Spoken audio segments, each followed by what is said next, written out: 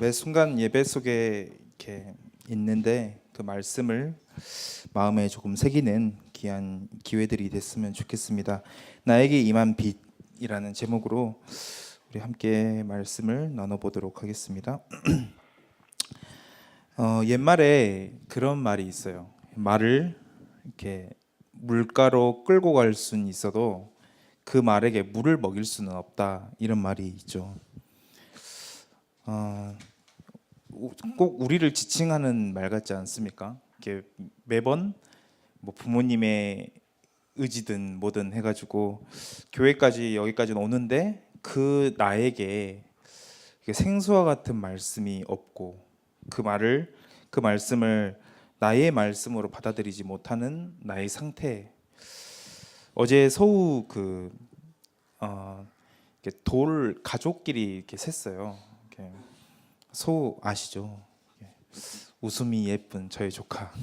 근데 그 조카에게 이제 저보고 말씀을 전하라고 해가지고 굉장히 두렵고 떨리는 마음으로 이렇게 말씀을 전했는데, 그때도 이 이야기를 했어요. 우리가 서우가 이렇게 뭐 부모님과 이제 할머니 할아버지가 다 신앙생활 하니까 교회까지는 끌고 올 수 있겠지만, 근데 서우를 은혜 받게 하는 거는 다른 이야기라고 이야기를 했어요. 그 말을 이해하실 수 있을지 모르겠어요. 교회를 왔다고 해서, 내가 예배 자리에 앉아 있다고 해서 하나님이 우리에게 주시는 은혜가 당연히 필연적으로 오는 것은 아니에요. 이 두 가지가 별개고, 이 은혜의 말씀을 받기까지는 특수한 어떤 것의 사역이 있어요. 그걸 바로 성령의 사역이라고 합니다. 우리 마음속에 성령님께서 일하시지 않으시면은, 그리고 내가 아무리 그냥 이 교회에 와서 이렇게 앉아 있더라도 내가 어떤 이 마음에 굳어지고 완악함이 있다면은 사실은 예배와는 거리가 먼 그런 것들을 경험하게 되겠죠. 그래서 오늘 말씀을 짧은 시간 조금 나눌 때에 이 부분을 조금 염두에 두면서 말을 좀 나눠봤으면 좋겠습니다. 왜 이런 일이 일어날까요? 뭘 깨닫지 못했냐면은, 너희가 이전에는 어둠이더니 어둠인 거를 깨닫지 못하니까 빛이 와도 빛인지 몰라요. 우리가 이 어둠에서 벗어나고 싶다라고 생각하면은 나에게 들어온 그 빛이 얼마나 소중하고 감사한지를 알게 되겠는데, 사실 내 인생을 돌아보면은 어둠이 맞냐, 이 질문들이 사실 먼저 들죠. 스스로가 얼마나 어둠 속에 있는지, 그것을 깨닫는 것이 굉장히 중요하는데, 사실 이 말씀은 바리새인에게 주는 말씀이었어요. 바리새인이 얼마나 완악하고 고집이 센지, 또 자기의 틀이 얼마나 강한지, 어느 정도냐면 구원을 내가 내 스스로 자력으로 구원을 받을 수 있다라고 생각할 정도로 열심이었고, 그쵸? 얼마나 자기 안에 그런 어둠이 굉장히 깔려 있는지를 모른 채 하나님 뜻대로 하고 있다고 생각하고 초대교회를 얼마나 박해했는지. 바리새인만 봐도 자기가 어둠이라는 사실들을 몰랐어요. 근데 바울은 알고 있었거든요. 바울은 자기가 그 바리새인의 활동들을 하면서 얼마나 내가 어둠이었는지, 이것들을 특히나 굉장히 잘 깨달았죠. 그래서 우리는 먼저 내가 어둠이라는 사실을 인정하고, 이 어둠이 대체 뭐냐? 바로 우리 안에 있는 무지. 성경에는 이걸 뭐라고 얘기하냐면,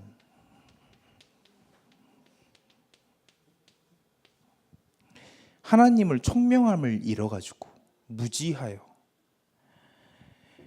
그렇게 돼서 하나님을 알지 못하고 완전히 무감각해진 상태를 표현하고 있어요. 어둠이 된 상태를. 또 하나는 뭐라고 얘기하냐면요.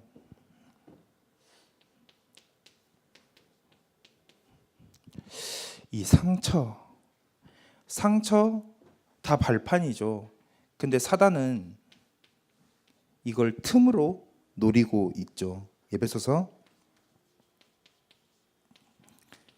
4장 27절에 그렇게 이야기를 하고 있습니다. 분명히 다투거나 이렇게 했을 때 그날 하루를 넘기지 말라라고 이야기를 하고 있는데, 이게 그 하루를 넘기게 되는 건 보통 이 문제거든요. 하루가 뭡니까? 평생이 가기도 하는데, 이 상처를 통해서 우리는 자기 자신의 안의 틀에 딱 갇히게 돼버려요. 이렇게 어두운 것처럼. 그리고 계속 이야기하고 있지만 나의 완고함이 바로 이 어두움의 내용 중에 하나죠. 그래서 이 어두움이 얼마나 무서운지, 이 완고라는 말이 뭡니까? 창세기 3장부터 완전히 비롯된 건데, 내가 선악을 판단할 수 있는 주체가 되고 판단의 증거가 되고, 그리고 뭐든지 다 재단하고 이건 응답이야 응답이 아니야 라는 어떤 내가 내 인생의 주인이 돼버린 거예요. 이게 하나님 자리로 내가 올라왔는데, 그게 실은 죄인지를 모르고 우리가 계속해서 살아가고 있다라는 거예요. 이 어둠에서 우리는 빨리 깨닫고 나와야 되는 거죠. 이 어둠을 내가 경험하면 경험할수록, 또 내가 깨달으면 깨달을수록, 진짜 빛이 필요하구나. 내 마음속에 빛이 임해야 되는데 정말 나는 빛이 필요한 존재구나 라고 이렇게 알게 되는 것이죠. 그래서 저는 여러분들은 말씀을 들을 때 어떻게 듣는지 모르겠지만, 저는 그렇게 생각해요. 말씀을 들을 때 저 말씀에서 빨리 그 말씀이 나왔으면 좋겠어요. 너 여지껏 잘못 살았어. 너 완전 죄인이야. 좀 이상하죠?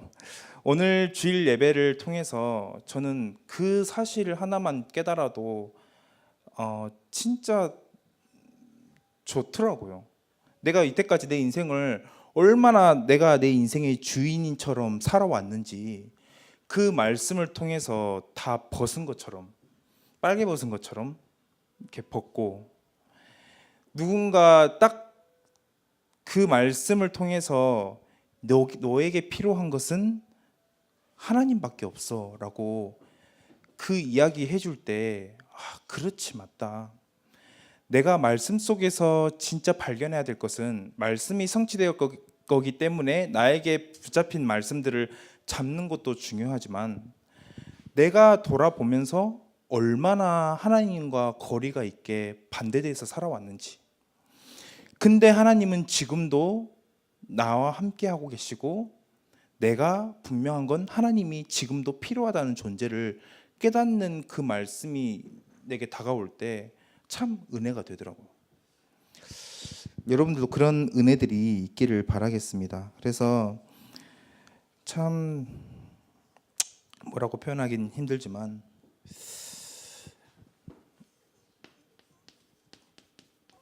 이전에는 너네가 어둠이더니 이제는 주 안에서 빛이라 이야기를 하고 있죠. 이제는 우리는 여기로 넘어왔다라는 거예요. 근데 아직도 우리 안에는 이런 어둠의 체질들이 안타깝게도 있는 것이죠. 그래서 빛이라고 이야기를 하고 있는데, 무슨 빛입니까? 고린도후서 4장 6절에 하나님의 영광을 아는 빛. 그 빛이 내 마음속에 들어오는데 어떻게 되냐면은,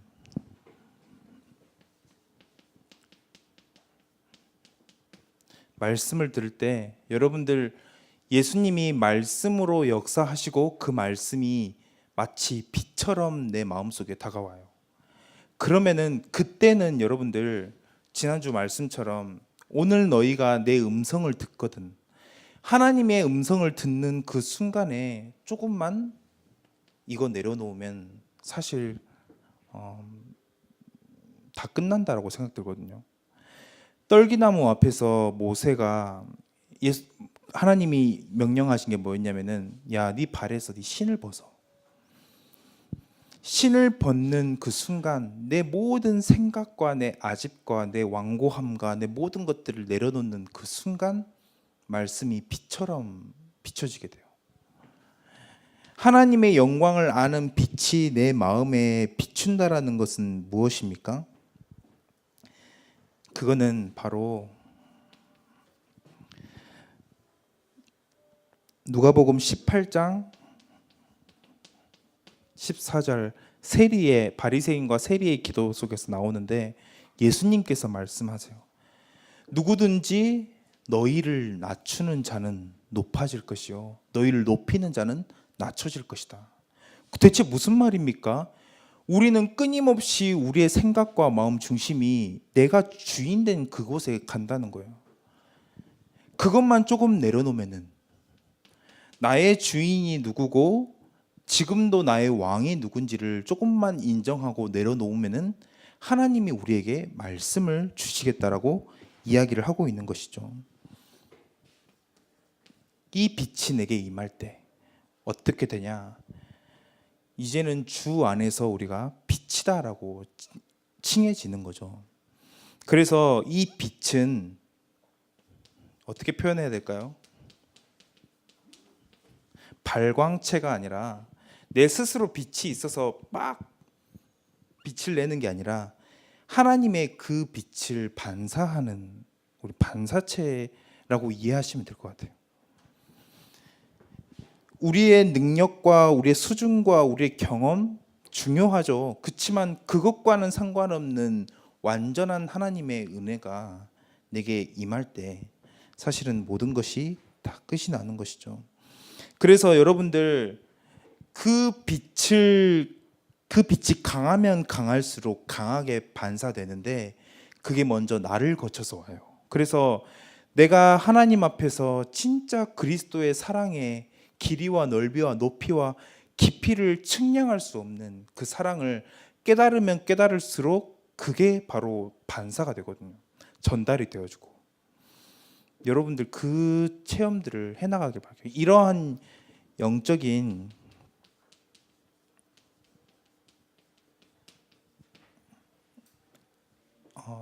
욕심이 있으면은 사실은 말씀을 받는데 참 우리에게 중요한 음성으로 들리지 않을까. 그래서 나를 먼저 살리는 그 시간을 회복하는 것, 오늘 말씀처럼요.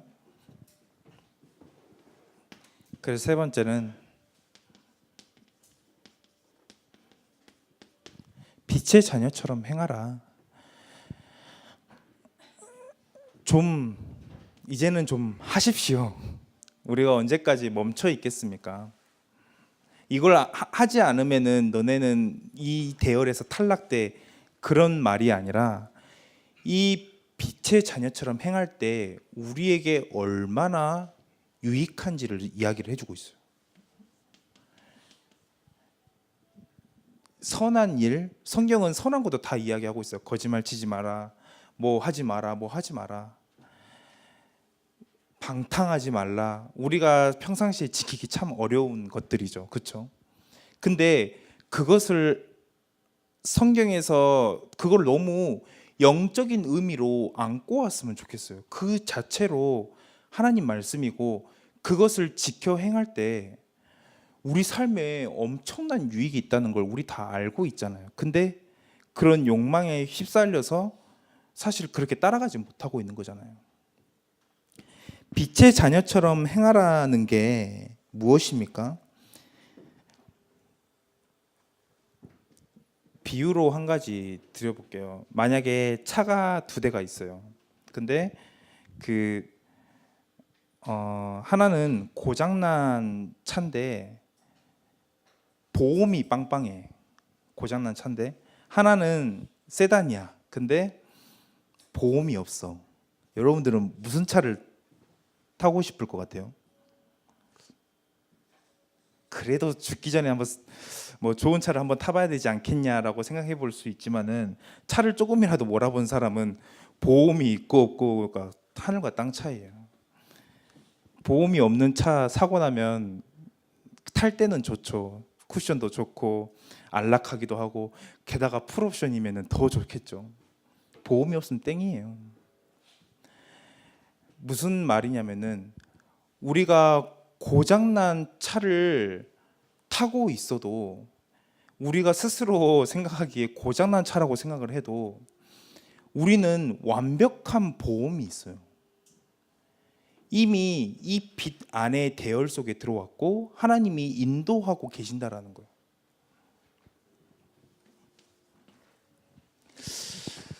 무슨 이야기인지 잘 모르시겠죠? 중요한 것을 행하십시오. 오늘 하루 종일 내가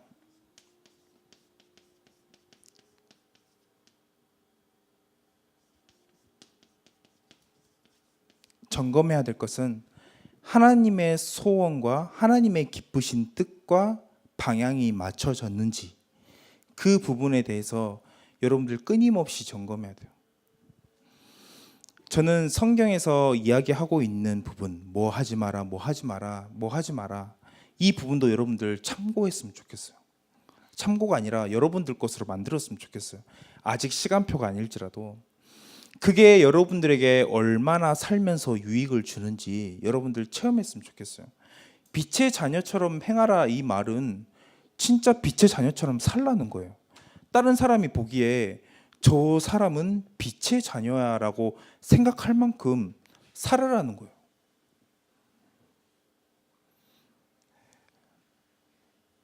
쉽게 말해서 착한 일도 하라는 거죠. 필요하니까. 왜냐하면 이렇게 했을 때 일단은 너가 살고, 그리고 네 주변이 산다라는 거예요. 이렇게 살지 않으면 우리 망합니까? 아니요, 망하진 않아요. 이미 우리는 구원을 받았고, 그렇지만 여러분들 삶과 여러분들 주변을 위해서 바울이 나는 뭐든지 다 자유하지만 내가 자유하지 않은 이유는 나로 인해서 내가 이런 일을 할 때 시험을 들 수 있는, 또 하나님을 잃어버릴 수 있는 사람이 있기 때문에 스스로 얼매인 자가 된다고 얘기했거든요. 근데 그게 얼매인 게 아니라 그게 내 스스로에게 얼마나 좋은지, 여러분들 이 체험들이 조금 있으시길 바라겠고요. 무엇을 행하냐? 여러분들 오늘에 성공하는 그것을 회복하는 시간들이 되길 바라겠습니다. 예배소서 5장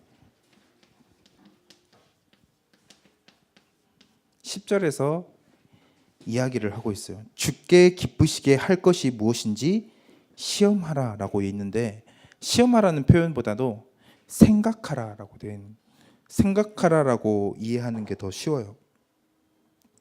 주를 기뻐하시는 게 무엇인지 생각하라.